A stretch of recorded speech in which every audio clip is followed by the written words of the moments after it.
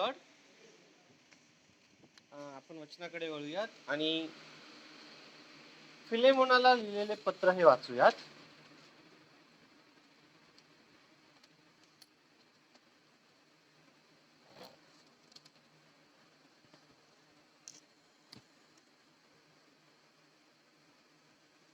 फिलेमोनाला पौलाचे पत्र, ह्याचा वचन 4 ते 20. प्रभू येशूवर व सर्व जनांवर असलेली तुझी प्रीती व तुझा भरोसा यांच्याविषयी ऐकून मी आपल्या प्रार्थनात सर्वदा तुझी आठवण करतो व आपल्या देवाची उपकार स्तुती करतो आणि असे मागतो की तुम्हामध्ये जे काही चांगले आहे त्याचे ज्ञान झाल्याने तुझ्या विश्वासाचे भागीपण ख्रिस्तासाठी सफळ व्हावे. तुझ्या प्रीतीने मला फार आनंद झाला व माझे सांत्वन झाले, कारण हे बंधू तुझ्याकडून पवित्र जनांच्या जीवाला विश्रांती मिळाली आहे. याकरिता जे योग्य ते तुला आज्ञा करून सांगण्याचे जरी मला ख्रिस्ताद्वारे पूर्ण धैर्य आहे, तरी प्रीतिस्तव विनंती करून सांगणे मला बरे वाटते. मी वृद्ध झालेला पौल आणि आता ख्रिस्त येशूचा बंदिवान, मी बंधनात असता ज्याला आध्यात्मिक जन्म दिला ते माझे लेकरू अनेसिम याच्याविषयी तुला विनंती करतो. तो पूर्वी तुला निरुपयोगी होता, तरी आता तुला व मलाही उपयोगी आहे. त्याला म्हणजे खुद्द माझ्या प्राणालाच मी तुझ्याकडे परत पाठविले आहे. आता आपण फिलेमोनाला लिहिलेलं, पौलाने लिहिलेलं पत्राच्या मधून काही वचनं वाचले.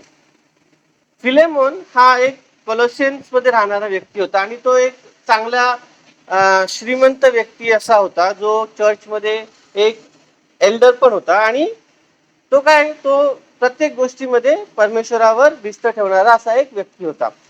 आपण ज्यावेळेस पौलाचे पत्र, आपण ज्यावेळेस फिलेमोनाचे पत्र वाचतो, त्याच्या 4 आणि 5 वचनावर असं लिहिले, प्रभू येशूवर व सर्व पवित्र जनांवर असलेली तुझी प्रीती व तुझा भरोसा. म्हणजे पौल काय करतोय, फिलेमोनाच्या विश्वासावर, त्याचं जे प्रेम चर्चवर तो करतो, त्याचा जे परमेश्वरावर विश्वास आहे त्याला तो काय करतोय, कमेंट करतोय, त्याच्याबद्दल तो परमेश्वराचे काय करतोय, आभार मानतोय. तर पहिली गोष्ट आपण ज्यावेळेस आता बघतोय, तर परमेश्वरामध्ये आपण ज्यावेळेस वाढतो, ज्यावेळेस आपण ख्रिश्चन लाईफ मध्ये मॅच्युअर होतो, त्यावेळेस आपल्या जीवनामध्ये प्रेम आणि विश्वास या दोन्ही गोष्टी काय झाल्या पाहिजेत, वाढल्या पाहिजेत, है ना. पौल काय म्हणतो की तू काय करतोय, पवित्र जनांवर तू प्रेम करतोस आणि तुझा भरोसा, जो परमेश्वरावर तुझा भरोसा आहे त्याच्याविषयी मी ऐकलं आणि त्याच्यामध्ये मी तुला काय करतो, परमेश्वराकडे परमेश्वराचा धन्यवाद करतो तुझ्यासाठी, कारण की तुझ्या जीवनामध्ये प्रेम आणि प्रीती आणि विश्वास आहे, है ना. पौल काय म्हणतो की ज्यावेळेस आपण परमेश्वरामध्ये वाढत जातो, ज्यावेळेस आपण चर्चमध्ये येतो, तर आपल्या जीवनामध्ये आपण बघितलं की आपल्या जीवनामध्ये जे आपण गलती करास पत्रामध्ये वाचलं, आत्म्याचे फळ, त्याच्यामध्ये पहिलंच आहे प्रेम, आहे ना. ते प्रेम काय झालं पाहिजे, आपल्या जीवनामध्ये वाढलं पाहिजे. तर आपण काय बोलू शकतो की आपण परमेश्वराची लेकरं आहोत, है ना. तर यावेळेस आपण ज्यावेळेस फिलेमोनाविषयी वाचतो, त्यावेळेस आपण बघतो की त्याच्या जीवनामध्ये प्रीती आणि विश्वास होता. आता फिलेमोनाच्या जीवनामध्ये काय झालं, त्याच्याकडे एक स्टोरी अशी आहे की त्याच्याकडे एक सेवक होता, एक दास होता, ज्याचं नाव काय होतं, ओनेसिम. आणि ओनेसिमने त्याच्याकडून काहीतरी चोरी करून तो पळून गेला होता. आणि तो पळून गेल्यानंतर कोणत्या तरी मार्गाने तो पौलाला भेटला. पौलाने त्याला सुवार्ता सांगितली आणि त्याच्यानंतर काय झालं, त्यांनी परमेश्वरावर विश्वास ठेवला. म्हणजे फिलेमोन जो होता तो विश्वासी होता ऑलरेडी, पण त्याचा जो सेवक होता, त्याचा जो दास होता ओनेसिम, त्यांनी पण पौलाच्या द्वारे सुवार्ता ऐकून परमेश्वरावर विश्वास ठेवला. ज्यावेळेस त्याने विश्वास ठेवला, तो काय करायला लागला, त्याने आपलं जीवन बदललं आणि तो पौलाची सेवा करायला लागला आणि पौलासोबत सुवार्ता प्रसारामध्ये पण काम करू लागला, है ना. मग थोड्या दिवसांनी पौल काय करतो, फिलेमोनाला एक पत्र लिहितो आणि त्याला म्हणतो की तुझा जो दास होता, ज्याने तुझ्या विरुद्ध काहीतरी चुकीचं केलं, तो तुला अगोदर निरुपयोगी होता, म्हणजे अगोदर आता तुझ्या कामाचा नव्हता, त्याने तुझ्या घरात चोरी केली आणि तो पळून गेला. पण आता तो काय आहे, आता त्यांनी परमेश्वरावर विश्वास ठेवलाय आणि त्याचं जीवन काय झालंय, परिवर्तित झालंय. म्हणून मी काय तुला सांगतो, आता पौल काय म्हणतो, म्हणून तो पूर्वी तुला निरुपयोगी होता, तरी आता तुला व मलाही उपयोगी आहे. त्याला म्हणजे खुद्द माझ्या प्राणालाच मी तुझ्याकडे परत पाठविले आहे. आता पाऊल काय म्हणतो की आहे ना, मी ओनेसिमला काय केलंय, मी त्याला तुझ्याकडे परत पाठवतोय. तर तू आता त्याचा काय कर, स्वीकार कर. असं लिहिलंय की कदाचित तो तुझ्यापासून ह्यामुळेच काही वेळ वेगळा झाला असेल की त्याने युगानुयुग तुझे व्हावे. त्याने आजपासून केवळ दासच नव्हे तर दासापेक्षा श्रेष्ठ म्हणजे प्रिय बंधू असे व्हावे. ज्यावेळेस पौल काय म्हणतो की तू आता काय कर, ओनेसिमला ज्याने परमेश्वरावर विश्वास ठेवलाय त्याला तू दास म्हणून स्वीकारू नको, तर काय परमेश्वरामध्ये एक बंधू म्हणून तू काय कर, त्याचा स्वीकार कर, है ना. तर ह्या वेळेस आपण पौलाच्या वचनातून ज्यावेळेस वाचतो, फिलेमोनाला ज्यावेळेस त्यांनी लिहिलेलं आहे त्यावेळेस आपण काय बघतो की परमेश्वराने प्रत्येकाला एक सुवार्तेच्या द्वारे काय करतो, परमेश्वर प्रत्येकाला निवडतो. आणि ज्या वेळेस परमेश्वर प्रत्येकाला निवडतो त्यावेळेस आपण परमेश्वराने निवडलेल्या लोकांना एका बंधू सारखं, एका भावावर जशी आपण प्रीती करतो तशी आपण प्रत्येक विश्वासावर प्रेम केलं पाहिजे, है ना. ज्यावेळेस आपण उधळ्या पुत्राचा दृष्टांत बघतो, तर उधळ्या पुत्राच्या दृष्टांतामध्ये सगळ्यात महत्वाची गोष्ट आपण काय बघतो की ज्यावेळेस तो पुत्र परत आला, तो लांबच होता, तर काय झालं, बापाने पित्याने त्याच्याकडे पाहिलं आणि तो काय धावत त्याच्याकडे धावत गेला.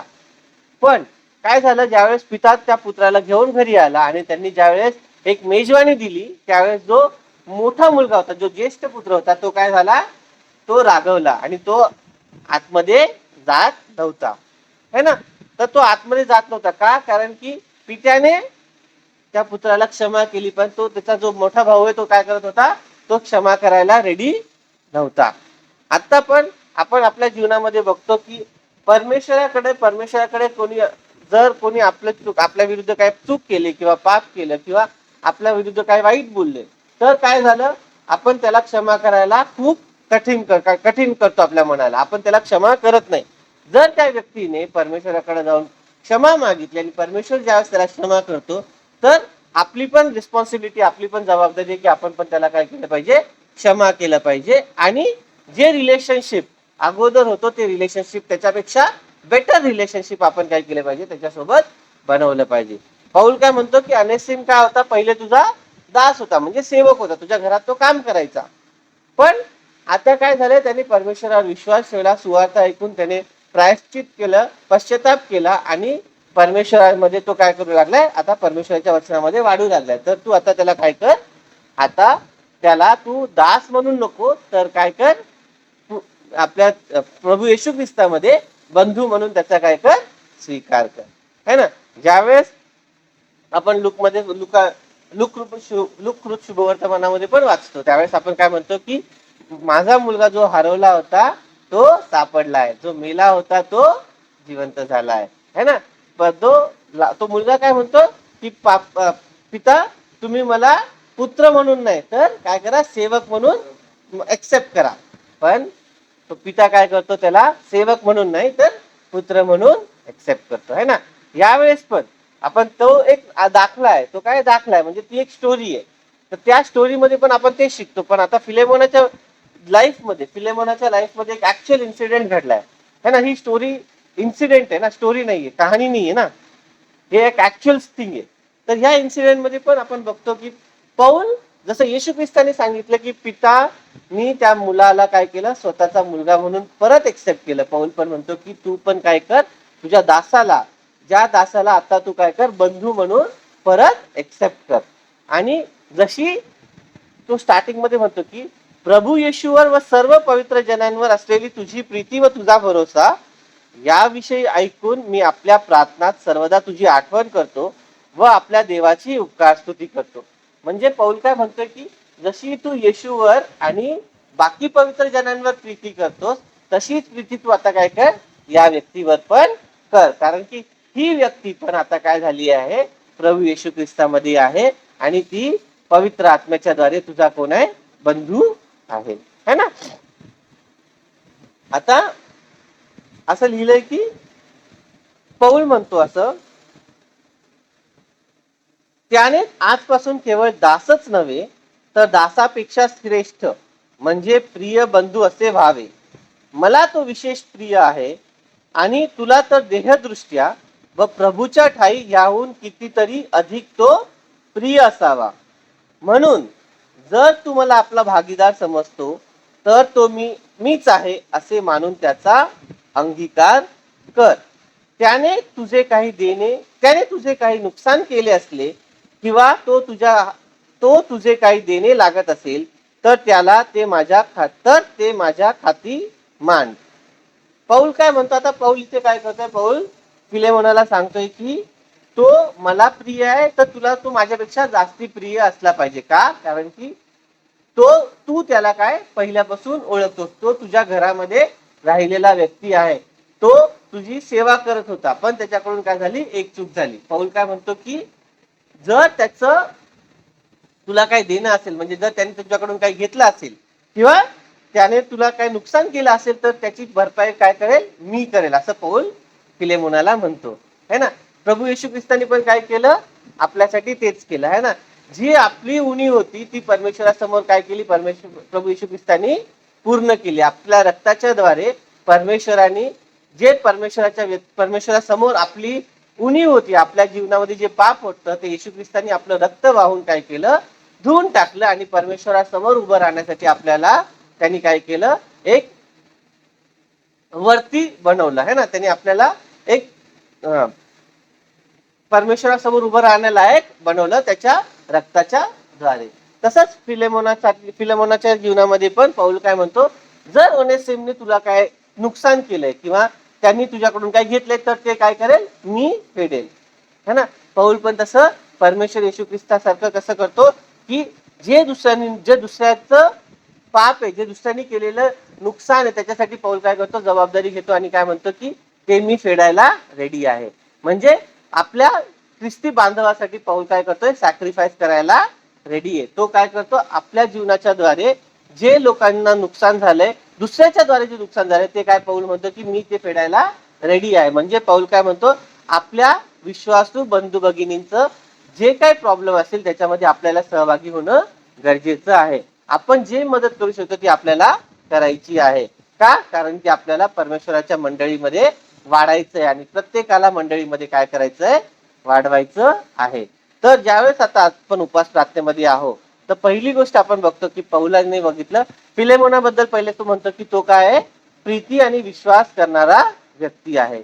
त्याच्यानंतर तो दुसरी गोष्ट काय शिकवतो की पौल म्हणतो की तू आता काय कर? ज्या व्यक्तीने तुझं नुकसान केलं त्याला तू काय कर? परत एक्सेप्ट कर. कारण की त्यांनी काय केलंय? पश्चाताप करून पापांची क्षमा मागितली आहे. आणि तू त्याला सेकंडली पश्चाताप करून त्यांनी तुझ्याकडे आल्यावर तू त्याला एक्सेप्ट करताना तुझा दास म्हणून एक्सेप्ट करू नको तर येशू ख्रिस्तामध्ये तुझा भाऊ म्हणून काय कर? एक्सेप्ट कर. आणि तिसरी गोष्ट पौल आपल्याला काय शिकवतो की ज्या वेळेस आपल्याला माहितीये की आपल्या बंधूने काहीतरी कुठेतरी उणीव आहे तर ती उणीव भरून काढण्यासाठी आपण जे प्रयत्न करू शकतो ते पौल काय म्हणतो? आपल्याला करायला शिकवतो. आमेन. परमेश्वर या वचनाच्या द्वारे सर्वांना आशीर्वाद देतो. आमेन.